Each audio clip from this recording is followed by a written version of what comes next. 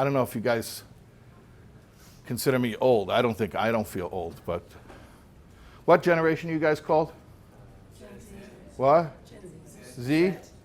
Okay, I think I'm officially Generation X. And I could tell you, like, the baby boomers, a lot of them were able to be culturally Jewish, and that was like enough for them.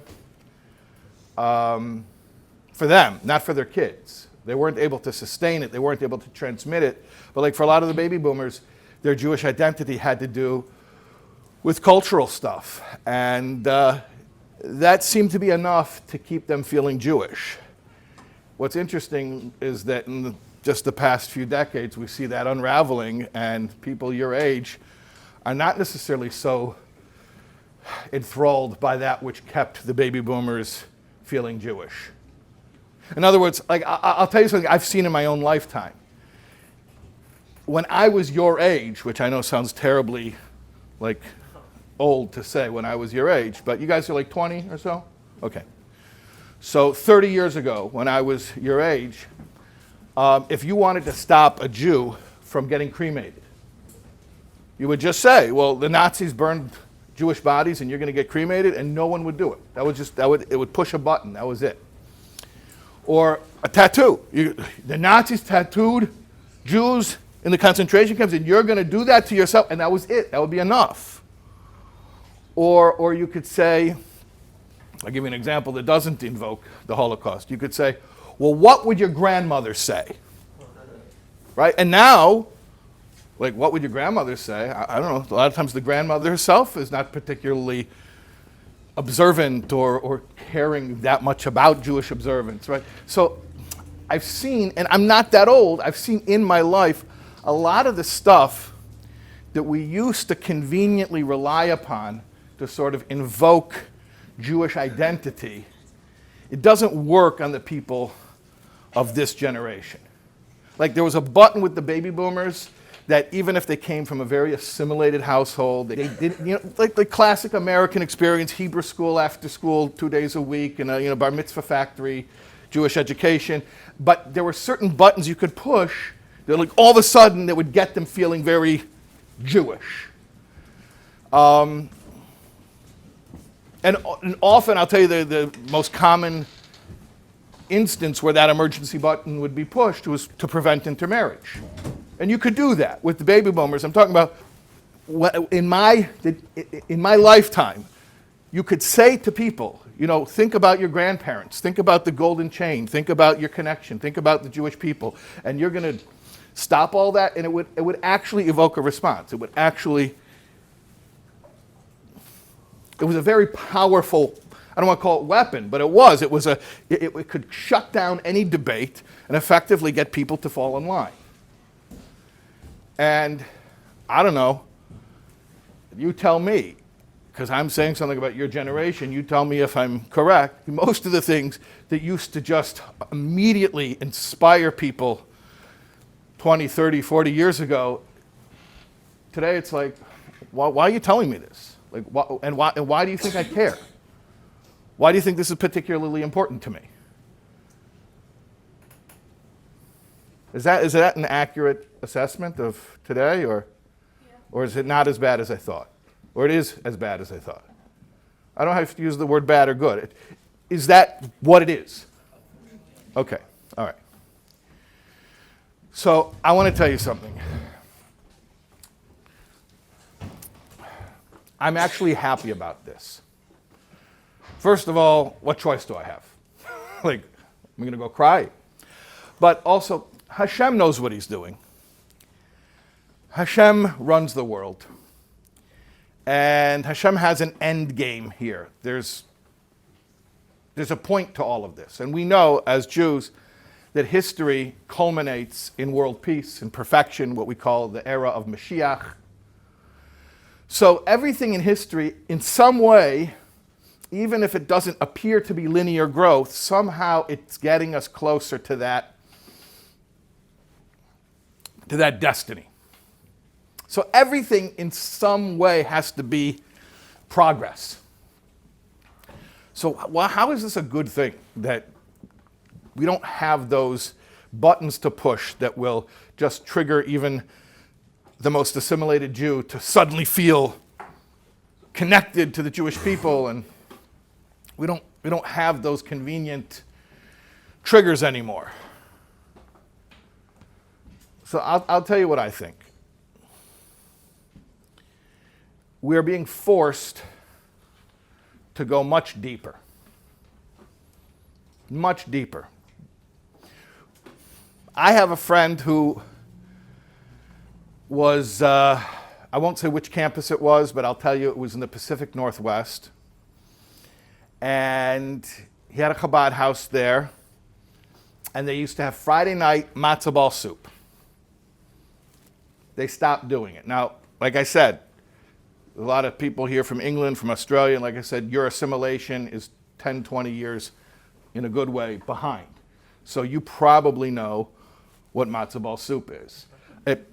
I don't know, though, will it shock you that at this particular campus in the Pacific Northwest, they discontinued Friday night matzo ball soup because none of the students knew what it was. They didn't know what it was. So it used to be, there was a model of kiruv, where if you serve the matzo ball soup, the Jew smells the matzo ball soup, oh, like Bubby used to make, and that pushed a button. And then we got to a point where the matzo ball soup is not triggering that reaction. Doesn't do anything. And for people of a certain demographic, we'll call it, that's very Jewish for them. That feels very Jewish. And you tell those types of jokes, and you put in a couple of Yiddish words, and an oivei, and a little this, and you sprinkle it. They feel very Jewish from that. But if I were to go onto your campus, and I would start pulling out Henny Youngman jokes, and oivei, and matzo ball, what kind of response is that going to get? I mean, at best, apathy. Huh? Social justice warriors and feminists. So, that's what I said. At best, apathy. Perhaps, even more likely, it will incur the wrath. And I'm not talking about anti-Semites. I'm talking of Jews. The Jews will be the first people to be so turned off by that. So we don't have these convenient references. I just want you to understand that the kiruv game 50 years ago, and it's crazy to think that it's been going on that long, but really, I mean, it's crazy to think, but 50 years ago was 1973. Okay, and there were already plenty of Balei Tshuva yeshivas just for people who are returning to Judaism and in the 70s. I mean, it was already a movement at that point. And how were most of those people brought in? I promise you, part of their teshuvah story did have to do with some type of, what would your grandparents say? Remember the smell of the brisket, the matzo ball soup.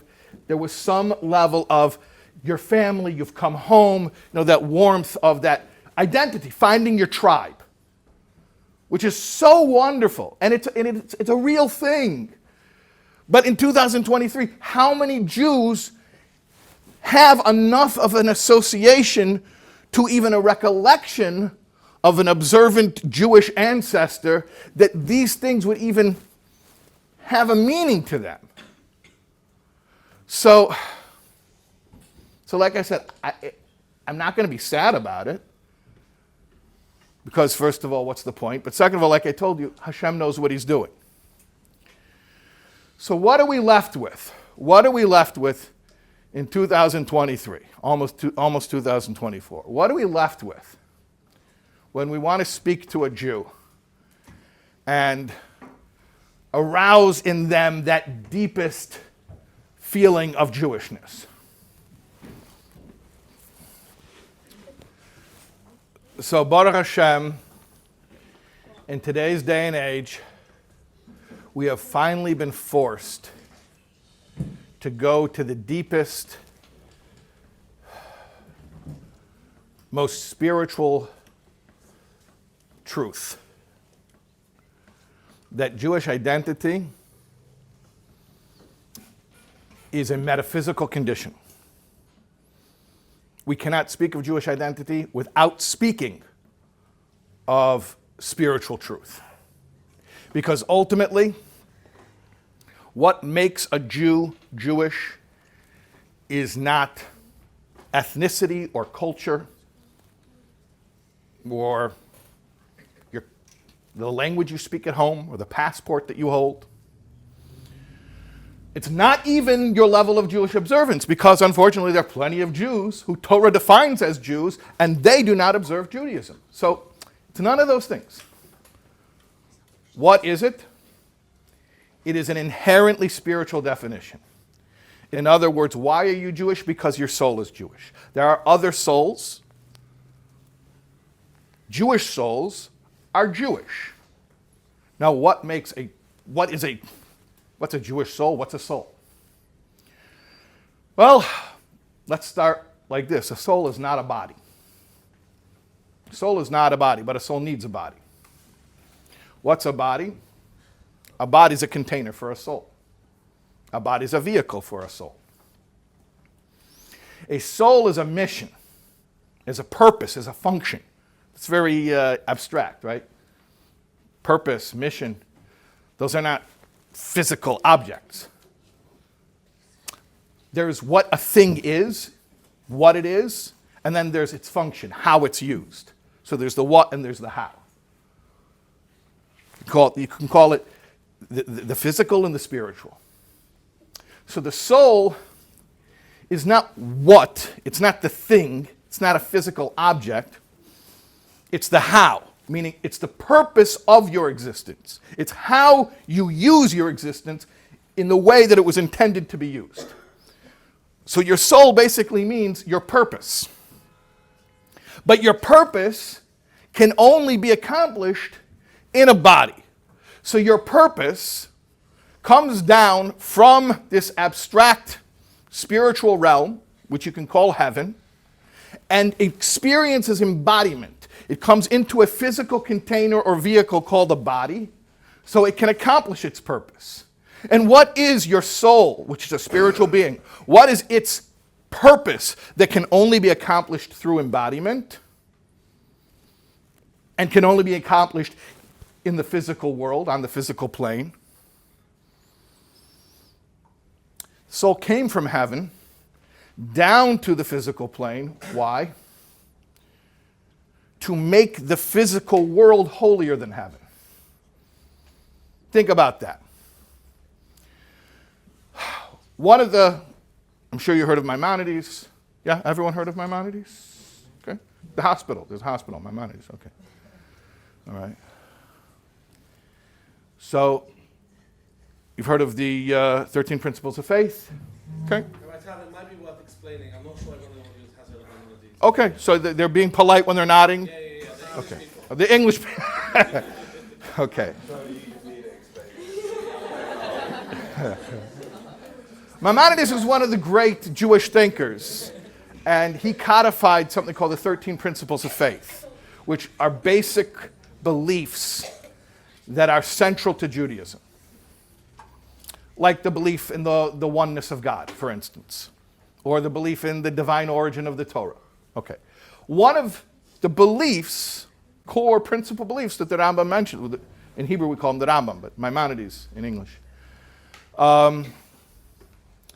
is the resurrection. That after Mashiach, which is another one of the principles of faith, after the world is perfected, when there's world peace, that's a basic Jewish belief that this world is perfectible, there will be a resurrection. Which means that souls that were in bodies and that body expired and those souls went to heaven, those souls will come back from heaven into embodiment again. And that's a primary Jewish belief. So the question is like this. Think about a soul that lived its embodiment hundreds of years ago, thousands of years ago. You know what a Yortzeit is? In Yiddish it's called a Yortzeit. Yeah. It means the anniversary of the passing of a person. So every year, on the anniversary of the passing of a person, the neshama, the soul, has an aliyah. An aliyah means an ascent, an elevation. It goes to a higher level in heaven. And that's why the surviving family members say Kaddish, the famous Yiskadlu Yiskadesh. That prayer is actually made to facilitate the elevation of the soul in heaven. So think about souls that had their embodiment hundreds of years ago or even thousands of years ago. Think about like Moses, who lived over 3,000 years ago. And think about what he accomplished in this world, and that when he passed away at 120 years old and he went to heaven, he already went to an extremely high level. And then every single year on the anniversary of his passing, he would have another elevation, go to an even higher level. And then at some point, very, very soon, we hope, the world will become perfected. First thing will be world peace, but then there will be resurrection, and all the souls in heaven are going to come back into embodiment, including Moses. How every year for over 3,000 years he's been having an elevation to higher and higher levels of paradise. You know what paradise is? It's paradise. Now, what is paradise for a soul? It's not a hot tub, a jacuzzi, sipping pina colada. For a soul, paradise is experiencing godly truth, which for a soul is extremely pleasurable. So we're talking about souls who are experiencing profound spiritual pleasure in the highest heights. And then all of a sudden one day they're going to get a tap on the shoulder and say, hey buddy, you turn. Turn it around. 180. Go back down. How does that seem fair? Why will that happen? Why does that make sense? So we're forced to say, you understand the question? So we're forced to say that apparently when this world becomes perfected, that it'll be holier than heaven.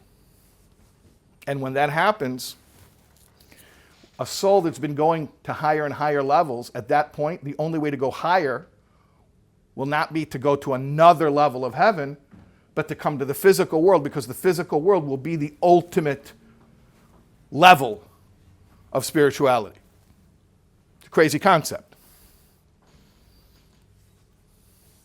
So you are your mission, your purpose, which we call a neshama, or a soul.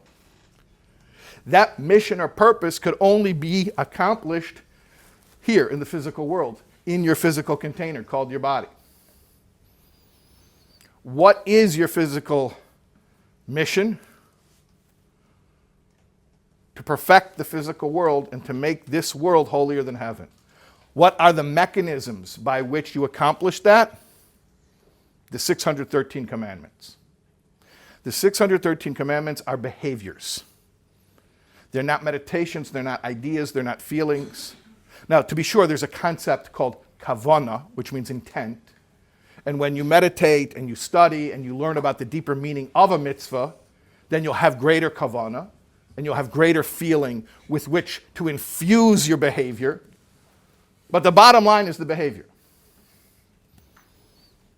The bottom line is behavior. The purpose that you came to this world for was action, to perform mitzvahs. Not for the pleasure of God consciousness that the souls have in heaven, but for the power of refining this physical plane that you only have while you're in a physical body.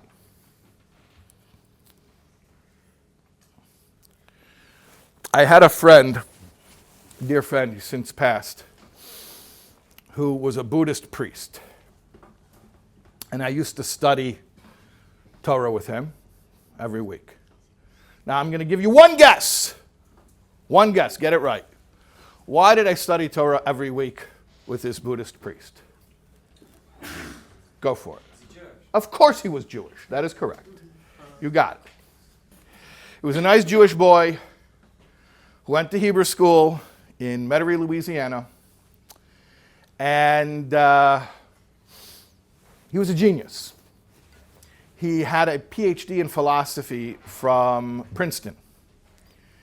And being a man of integrity, after studying all the philosophies and the ideologies and the religions of the world, he said, I have to pick one of them to live according to. Well, the first ideology that he crossed off the list, what do you think it was? Judaism. Judaism. Because he had experienced that already. So the Bar Mitzvah Factory program, that, like so many American Jews, that was his exposure to Judaism. Hebrew school twice a week after school.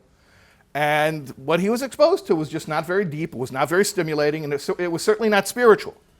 Because the spirituality had been sort of like extracted from that version of Judaism that he was being taught. Unfortunately, that was the belief then, that the spirituality will turn people away. It's not palatable. So he was given this very dry, pediatric version of Judaism. So when he decided to look for a religion or a way of life to actually adhere to, first one that he eliminated was Judaism. So then eventually he became a Buddhist, and of course, being a Jew, he can't just be a regular Buddhist, right? He has to, there's an expression.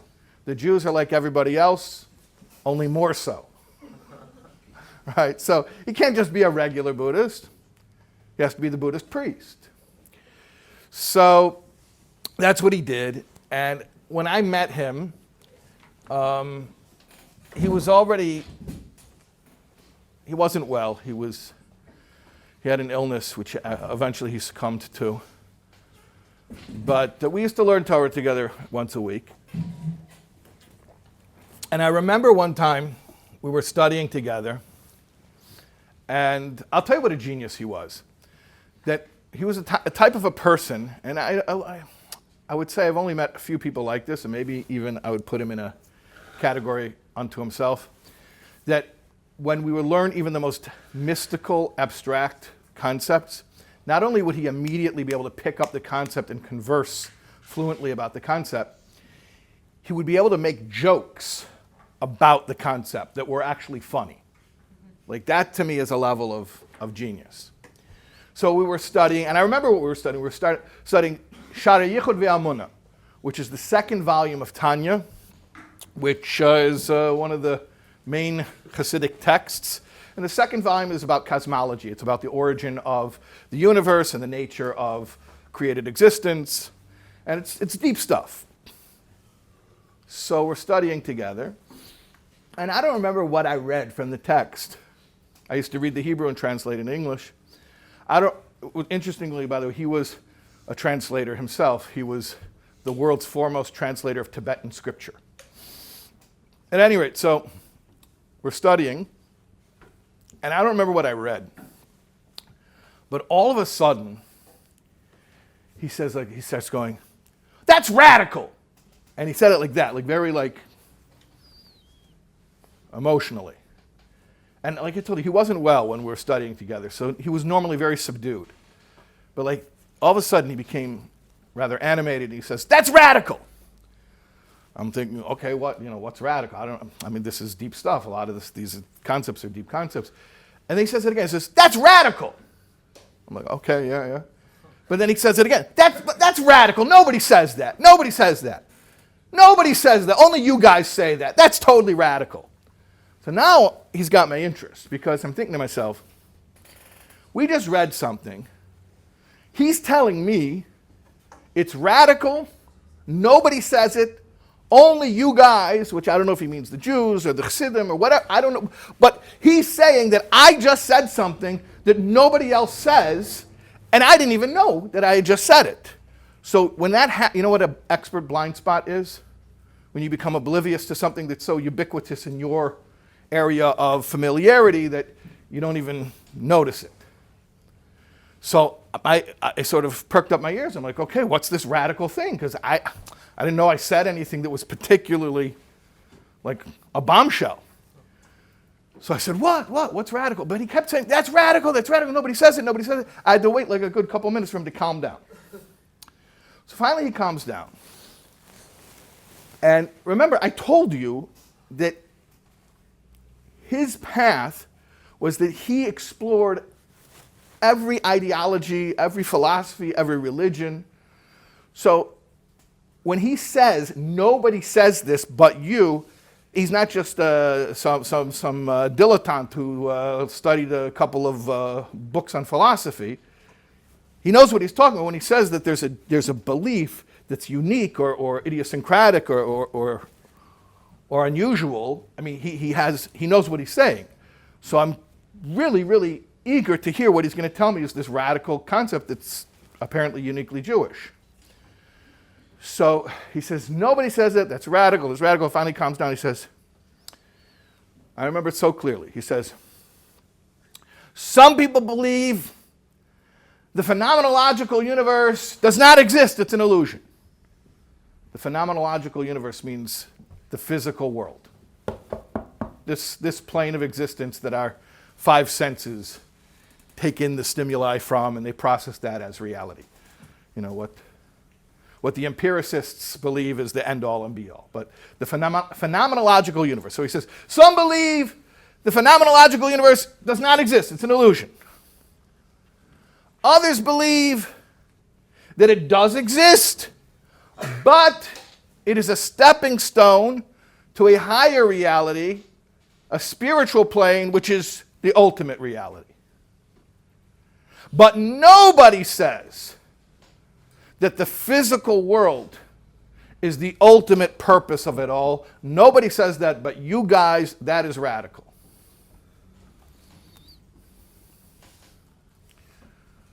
So that was a big moment for me. Look, every good religious person wants to do good deeds so they die and go to heaven. There's nothing uniquely Jewish about that. The afterlife is not a uniquely Jewish concept.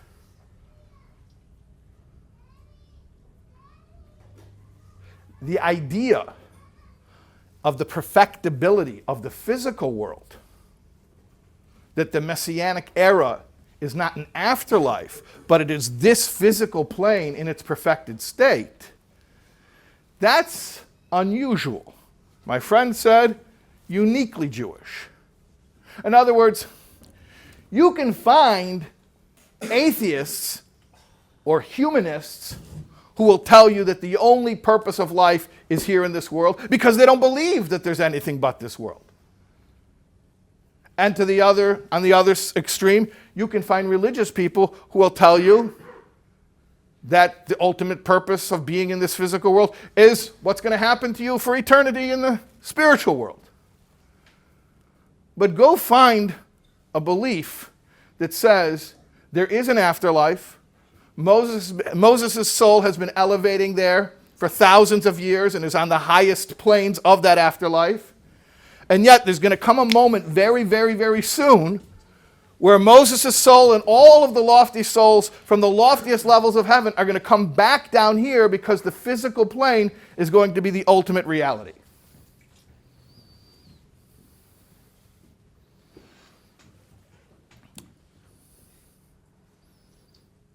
So how do you even explain that concept, that the physical plane is the ultimate reality? I'll try to encapsulate it like this. The primary prayer of the Jewish religion is the Shema. We all know the Shema? I'll say the Shema. Shema Yisrael Adonai Eloheinu Adonai Echad. Very good. Hear, O Israel, the Lord is God, the Lord is one. What does one mean? This one, this word echad, one, is not monotheism. It's not the belief in one God. It is the belief in oneness, that there is only one reality. Ultimately, everything is an expression of the one. There's nothing but God. Ein od milvado. There's nothing but Him. Oh, you see a world? Yes, okay, but that does not exist separate from God or ontologically independent from God. It is an expression of God. Christopher Hitchens said something that really got me thinking. He said, you guys know Christopher Hitchens, right? Okay. He was an ardent, militant atheist, and he said a lot of interesting things. One thing he said is, listen, it's very simple. The future of humanity is atheism. And he says, I'll prove it to you. I'm paraphrasing.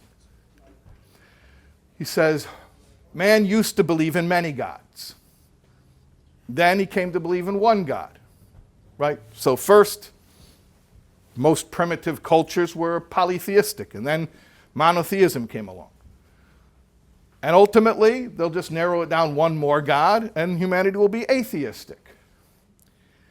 And I love the simplicity of that argument.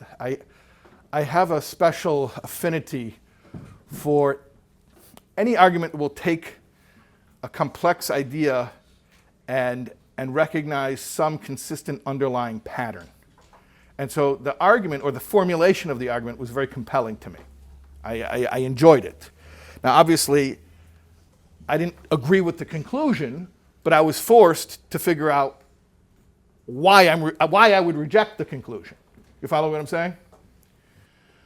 So I thought about it, and I realized, while his argument was very elegant, he omitted, and I don't think it was malicious or willful on his part, he omitted a very important part of the formulation, which causes the entire trajectory to be off, and then the conclusion is off. It's not accurate to say that man used to believe in many gods, period, full stop. That's not a complete sentence. It's more accurate to say man looked at a world full of many things, many forces of nature, the sun, the rain, whatever it is. And as I'm sure Hitchens and other atheists would agree with me, all of the mythologies that primitive people came up with were to explain these various different phenomena. And therefore, they came up with, for each phenomenon of nature, they came up with another god. So if there's the sun, then there's the god of the sun. If there's the rain, there's the god of the rain, so on and so forth. So it's not accurate to say man used to believe in many gods. You have to say the whole statement. Man used to believe in many different things that were ruled by many different gods. Each thing had its god. So far, so good? Then what happened when monotheism became popular is that man came to believe that all these many different things were ruled by one God. So it's not a different God for the sun than there is for the rain. It's one God who manages the sun and the rain. Follow me? Next, what happened, and interestingly, this has occurred in the secular world, maybe even more than it has occurred or become popular in the religious world, man came to realize that there are not many things. The world is not a world of many things. You ever heard of the unified field theory or the unifying theory of everything? That's what Einstein was looking for. It wasn't enough to him that matter and energy are one. Ultimately, he wanted to come up with the one equation that would just account for everything. So instead of saying that, they basically got it down to four forces. That you have, gravity, electromagnetism, the weak nuclear force, the strong nuclear force. They got it down to four. They want to get it down to one. So the trend, the trajectory is further simplicity, further oneness. So man came to believe that there's a world that's not full of many things, but it's a world of one thing. And if you introduce the religious element, ruled by one God. But that's not the ultimate destiny of the evolution of human belief. The ultimate form of belief is to further simplify that ultimately humanity will believe in one thing. In one thing. Not one God who rules over many things, not even one God who rules over a world which is really one thing, but belief in one thing, that reality is oneness. So there's not creator-creation, spiritual, physical, infinite, finite. Those dichotomies don't exist. There's oneness. And specifically, where do you see oneness? Not in a monolith. That's not oneness. Oneness is the paradox of diversity, where you see multiplicity, and yet underlying all of the seemingly complicated diversity is really one essence. It's like you take a cell from your brain or a cell from your toenail, it's the same genetic code. It's the same DNA. There's a DNA of reality, of the universe, and it's the absolute existence. And that's what we refer to, and we're meant to think of when, as Jews, we say the Lord is one, not one God, monotheism, but one total oneness. So tell me this. Where in all of the worlds, plural, worlds, there are spiritual planes, and then there's the physical plane. In all of the worlds, where can this oneness finally be revealed? Not in the spiritual planes, because in the spiritual planes, there's only the spiritual. The paradox is that the ultimate manifestation of godliness, of the oneness, will be in the physical world, in time-space, where finitude will not be a contradiction with infinity. Infinity, which can only exist within the infinite, is not infinite. It's half of infinity, which isn't infinite at all. True infinity exists within the finite. So that's why your soul, which is a spiritual entity, came down to this limited physical container called the body to do physical actions called mitzvahs, which introduce divine will, God's will, into the physical world, which ultimately culminates in a process of refinement where the physical universe becomes more refined, more transparent to the Creator than any of the spiritual planes. In other words, you will see godliness more in the physical world than on any level of heaven. Now, I know that's very deep stuff. But ultimately, let me go back to where I started from. If I meet a Jew today, I'm not going to talk matzo ball soup. I'm not going to talk about culturalism and nationalism and all the other things that used to work on the baby boomers. Today, if I have an opportunity to speak to a Jew, you know what I'm going to talk about? If I have 5 seconds, I'm going to offer you a mitzvah. I'm going to offer you a mitzvah. Because the mitzvah is the ultimate purpose of it all, the physical action. If you give me more than 5 seconds, I'll start to tell you a condensed version of what I just spent an hour telling you. You want to hear the 10-second version, or it will outrage you because you'll be like, you could have done that in 10 seconds? The 10-second version would be, you are a Jew. You were a Jew before the physical world was created. You came to this physical world to bring the infinite into the finite by doing one of these 613 physical actions. And then I would offer them a mitzvah.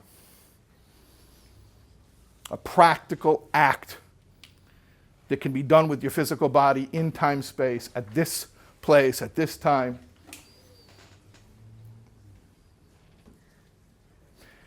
And the culminating effect of all of that is like what my friend said is radical. That this physical world becomes the ultimate in all of creation. And like our prophets told us thousands of years ago, that when Mashiach comes, they say a very interesting thing. V'ro chol basar yachdav ki pi havaya diber. All flesh will see that the mouth of the Lord has spoken. What does it mean the mouth of the Lord has spoken? Basically, it's the Kabbalistic concept that God speaks reality into being. That the physical universe is not as tangible, not as solid as you take it for granted as being. It's really all in flux. It's divine speech. It's Hashem's own self-expression, which he is renewing at every single moment. But what does it mean that all flesh will see this? All flesh will see. You know what it'll mean? When the physical world becomes so refined, it will no longer require a religious education to understand the potency of the mitzvahs. Torah law will be as evident as natural law. By natural law, you know what I mean? I mean, like if you step off a cliff, you'll fall, whether you believe in gravity or not. Okay. You touch a hot flame, it'll burn you, whether you believe it will or not. Unfortunately, today, we can violate God's law, and we will not necessarily see any cause and effect, which is all part of free choice. And that's really sort of dysfunctional, that we live in a world where a great deal of reality is concealed from us. But that's what we're working on refining. So when the world is fully refined, what will happen is God's will, meaning the mitzvahs, the commandments which he has given us, will be as evident. The flesh will see it. It'll be empirically evident that this is God's world, that God and his world are of one essence, that the soul and the body coexist. All of the discord will be harmonized, and the underlying oneness of it all will just become, it won't be a philosophical abstraction any longer. It'll be empirically evident. You won't have to explain it conceptually. We will see it with our own fleshly eyes. And that's why, you know, what I said earlier about Hitchens' formulation about the evolution of belief, you know, I think it's a very important thing to realize that the trend of science is to look for greater oneness, deeper and deeper oneness, and that I believe with full confidence that if human beings continue to look at this world, thoroughly to look at this world, they will find oneness. So we don't have to be afraid that, oh no, the scientists will eventually discover something that will finally deliver the death blow to primitive belief and then religion will be dead. No, go ahead, keep exploring, because if they keep on looking, they'll eventually find oneness, and then it'll be empirically evident what we've been saying for millennia. Okay, so bottom line, oneness. Infinite, finite, spiritual, material. Do a mitzvah, do a godly act contained in a physical time and place. Refine the world and bring about the state where every single human being, whether they're Jewish or not Jewish, will live in a world where oneness is evident and revealed, and this will bring prosperity and healing and goodwill and peace to every single human being in the world. Okay, but it's through your mitzvah. Or we could just talk about matzah balls. Should I? Tell me the truth, by the way. That's it. That's all I have to tell you. My presumption was that for 2023 crowd, that would be much more compelling than the cultural references and... Yeah? Yeah. So I was a little bit deep. I know that, and maybe I put some of you to sleep, which on a Sunday morning is not bad to sleep in, so can't be too mad at me. But can I ask, English people feel free to argue with me. Am I right? I'll ask you two questions.